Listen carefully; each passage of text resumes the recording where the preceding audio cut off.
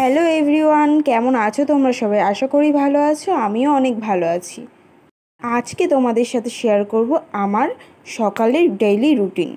মানে আমি আমার বাচ্চাকে সুস্থ রাখার জন্য আমি সকালে উঠে কি কি খাই, তো সেটাই তোমাদের সাথে আজকে শেয়ার করব। তো তোমরা তো দেখতেই পাচ্ছ, এখানে আছে আমুল বাদাম, ছোলা আছে, কাজু বাদাম আছে, সেদ্ধ ডিম আছে, কেশর দিয়ে দুধ মিক্স করা আছে, আর হচ্ছে কলা।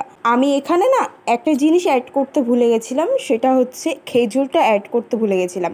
আর আমার কাছে হচ্ছে এই যেটা পিস্তা বাদাম ওটাও শেষ হয়ে গেছিলো।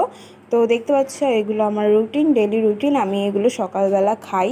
তো সেদিনকে আমি খেজুরটা সত্যি সত্যি খেতেই ভুলে গেছিলাম। আর হচ্ছে হ্যাঁ, আমি এটা হচ্ছে আমার ফার্স্ট মান্থ থেকে আমি এটা শুরু করেছি। আমি অল টোটালি খাবার শুরু করেছি। আর সকালে কিন্তু আমি শশা আরও অনেক কিছু খাই, বাট এখন একটু ঠান্ডা ঠান্ডা পড়েছে বলে আমি ওগুলো খাচ্ছি না, কারণ আমার না খুব ঠান্ডার দোষ আছে। তার জন্য আমি ওই সব ঠান্ডা জিনিস খাচ্ছি না সকালবেলা। তবে কিন্তু এখানেই আমার শেষ নয়, আমি সারাদিনে কিন্তু অনেক ধরনের ফল খাই। তো ফলগুলো কি কি খাই অবশ্যই সেগুলো জানার জন্য আমাকে কমেন্ট করতে হবে।